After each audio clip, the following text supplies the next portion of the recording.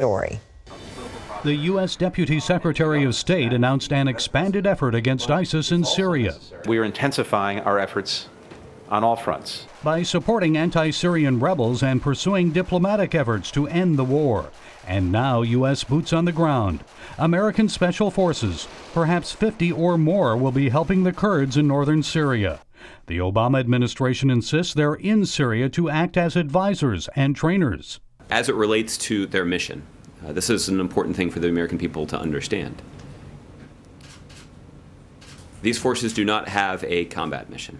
Some U.S. politicians have criticized the move. On Fox News Sunday, Senator Lindsey Graham said it shows Obama is not all in. It is a sign of weakness to ISIL. They've sized Obama up and they think he's weak. And to our allies, sending 50 troops means that we're not committed to destroying ISIL. And if we're not committed to destroying ISIL, they will attack us here. But the Russians do seem to be all in. So far, their bombing campaign has helped the Assad regime recapture about 5% of Syrian government territory.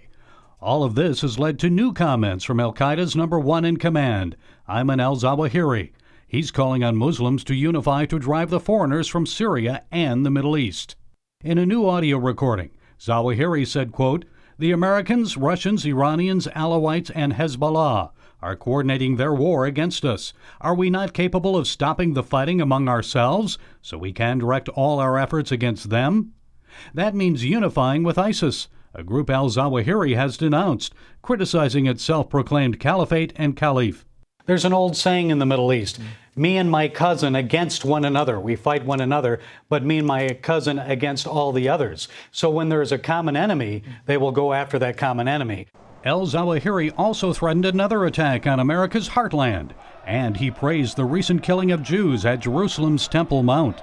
And ISIS has apparently released a new anti-Semitic video in the Hebrew language threatening jihad against Israel. It refers to Jews as the grandchildren of monkeys and apes, and says the Islamic State will continue until it, quote, eradicates this disease from the world. Gary Lane, CBN News. Doesn't it break your heart, ladies and gentlemen? We have the power. We have a huge military. We could wipe out ISIS in a matter of a few weeks if we got serious about it.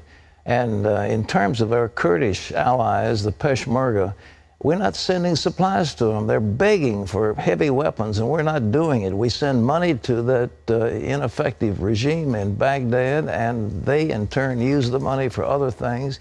We should be arming the Kurds directly.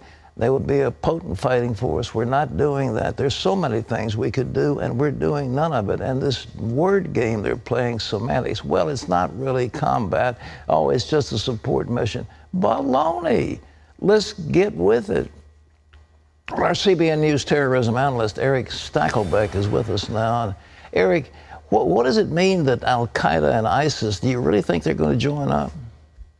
Pat, tough to say. This would be our worst nightmare, right? If al-Qaeda and ISIS, the two kingpins in this global jihadist movement, if they join forces. Now, they've been at each other's throats over the past 2 years or so since ISIS split from al-Qaeda. And Pat, clearly ISIS has become the big boy on the block. They control 36,000 square miles of territory in the heart of the Middle East. That's an area the size of Great Britain. Two things here with this audio release. Number one, maybe al-Qaeda, Ayman al-Zawahiri, maybe they kind of see the writing on the wall, that ISIS has the momentum. They're drawing people from around the world to the cause.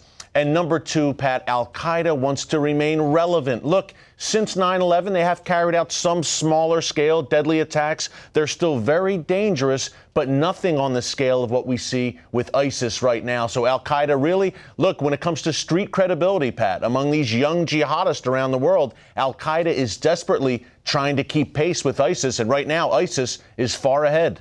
Do we have any evidence of what ISIS thinks of President Obama?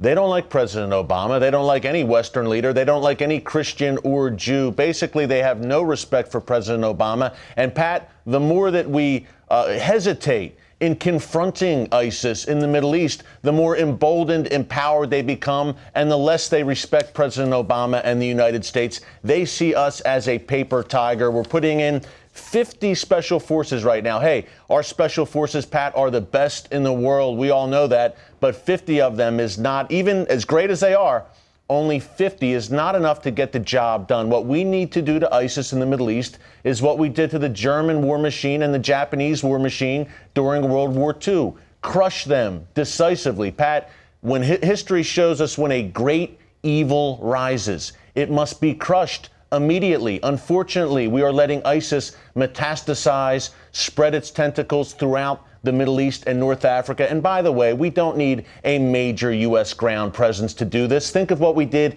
in Afghanistan in 2001, Pat, where we backed the Northern Alliance. They routed the Taliban. We can do the same thing today in Iraq and Syria. Working with the Kurds, as you mentioned, Pat, would be a great start.